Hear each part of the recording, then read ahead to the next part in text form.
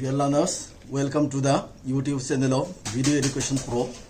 Today I will discuss about article. So let's get started.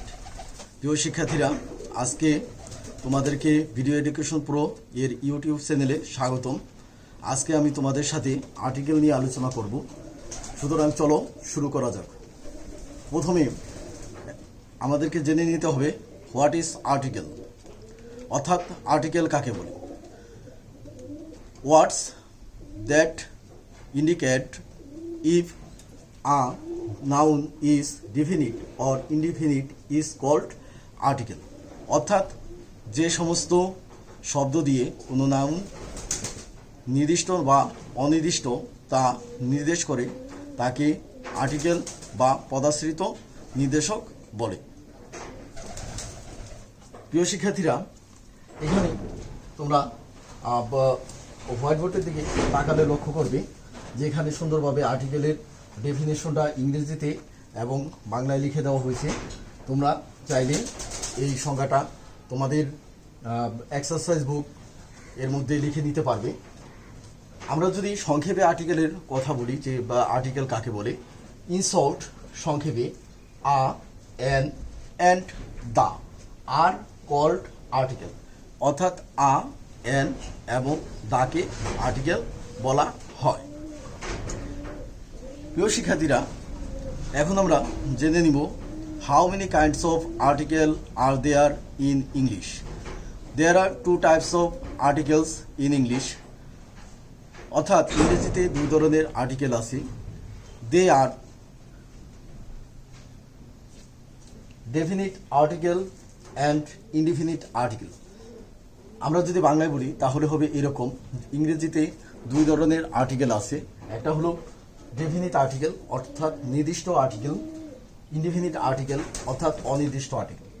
প্রিয় শিক্ষার্থীরা, definite article অর্থাৎ definite article কাকে বলে আমরা এখন জেনে নিব। What is a definite article? Words that indicate a noun definitely is called a definite article. অর্থাৎ যে সমস্ত ওয়ার্ড দিয়ে একটা নাউনকে নির্দিষ্ট করে বোঝায় তাদেরকে ডেফিনিট আর্টিকেল বলা হয়। ইংরেজিতে ডেফিনিট আর্টিকেল একটি, এটা হলো দা।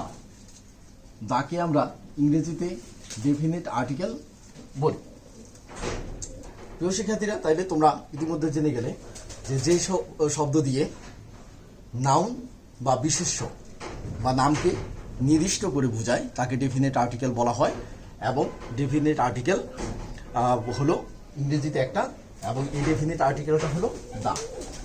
তো প্রিয় শিক্ষার্থীরা, এখন আমরা জেনে নিব what is called an indefinite article. Indefinite article কাকে বলে? প্রিয় শিক্ষার্থীরা, ইনডেফিনিট আর্টিকেল এর বাংলা হচ্ছে অনির্দিষ্ট আর্টিকেল বা পদাশ্রিত নির্দেশক। যে সমস্ত শব্দ দিয়ে কোনো নাউন বা বিশেষ্যকে অনির্দিষ্ট করে বোঝায় তাকে ইনডেফিনিট আর্টিকেল বা অনির্দিষ্ট আর্টিকেল বলে।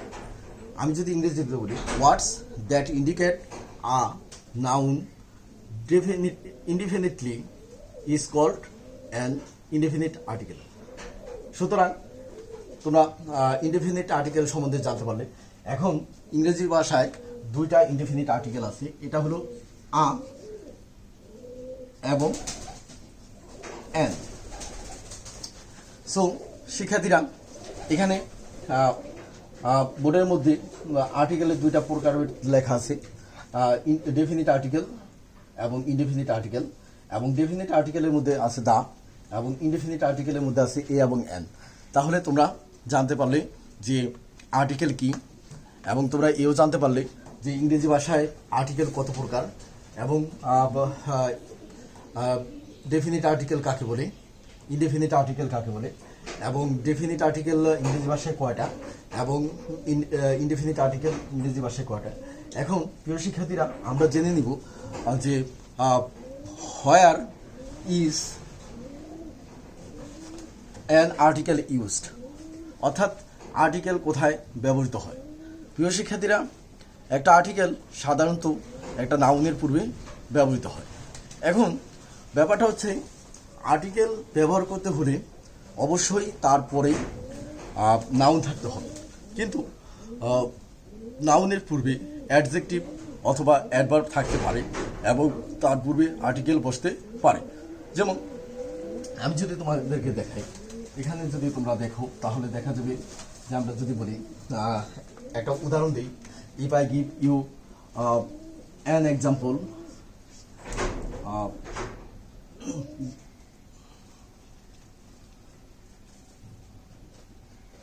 he is a boy। এখানে তোমরা লক্ষ্য করো, হি ইজ আ বয়, এই বাক্যটার মধ্যে এখানে বয় শব্দটি আছে এবং বয় শব্দের পূর্বে আ বসেছে। এখন এখানে বয় হলো কি নাউন, এবং নাউনের পূর্বে আ বসে এটাকে অনির্দিষ্ট করে বুঝিয়েছি। সুতরাং আমরা দেখতে পেলাম যে একটা নাউনের পূর্বে একটা আর্টিকেলে বসে। এখন আমরা যদি আবার দেখি যে আরেকটা উদাহরণ দিই, he is a very good boy. তাহলে প্রিয় শিক্ষার্থীরা, এখানে তোমরা লক্ষ্য করো, এখানে দ্বিতীয় এক্সাম্পল বা উদাহরণটা আছে he is a good boy. এখানে আর্টিকেল হলো আ এবং এই আর পর আছে কি গুড। এখন এই গুডটা হলো অ্যাডজেক্টিভ। তাহলে আমরা দেখলাম যে অ্যাডজেক্টিভের পূর্বে আর্টিকেল বসে। হ্যাঁ প্রিয় শিক্ষার্থীরা, অ্যাডজেক্টিভের পূর্বে আর্টিকেল বসতে পারে, কিন্তু তারপরে অ্যাডজেক্টিভের পরে অবশ্যই কি থাকতে হবে, নাউন থাকতে হবে।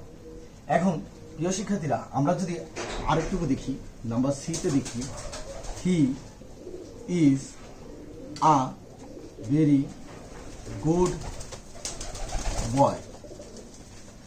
তাহলে প্রিয় শিক্ষার্থীরা, তৃতীয় নম্বর বাক্যটায় তোমরা দেখতে পাচ্ছ যে এখানে ভেরি হলো একটা অ্যাডভার্ব এবং এই অ্যাডভার্বের পূর্বে একটা আর্টিকেল বসেছে। এই আর্টিকেলটা হচ্ছে আ, এটা একটা ইনডিফিনিট আর্টিকেল এবং এই অ্যাডভার্বের পরে কি আছে অ্যাডজেক্টিভ এবং অ্যাডজেক্টিভের পরে আছে কি নাউন। সুতরাং এই তিনটা এক্সাম্পল থেকেই আমরা এই জিনিসটা পরিষ্কার হলাম যে সাধারণত একটা নাউনের পূর্বে আর্টিকেল বসে, কিন্তু আর্টিকেল অ্যাডজেক্টিভ বা অ্যাডভার্বের পূর্বে বসতে পারে, কিন্তু অবশ্যই অ্যাডজেক্টিভ বা অ্যাডভার্বের পূর্বে আর্টিকেল বসলে তারপরে অবশ্যই নাউন বা বিশেষ্য থাকতে হবে। সো প্রিয় শিক্ষার্থীরা, তোমরা যদি এই হোয়াট উইটে আর্টিকেলের যে ডেফিনেশন দেওয়া আছে, আর্টিকেলের ক্লাসিফিকেশন দেওয়া আছে এবং তোমাদের সাথে কি আর্টিকেলের কোথায় বসে, হোয়ার অ্যান আর্টিকেল ইজ ইউজড, এই সম্বন্ধে কি লেখা আছে, তোমরা যদি এই হোয়াইট বোর্ডটা লক্ষ্য করো এবং এক্সারসাইজ করো এবং আজকের আমার এই ইউটিউবের ভিডিওটা বারবার তোমরা দেখো, তাহলে আমি আশা করি যে তোমরা আর্টিকেল কাকে বলে, আর্টিকেল কত প্রকার, হ্যাঁ, এবং এই আর্টিকেলের প্রকারভেদগুলো কি এবং একটা আর্টিকেল কোথায় ব্যবহৃত হয় এটা সম্বন্ধে কি তোমরা সুস্পষ্ট ধারণা অর্জন করতে পারবে।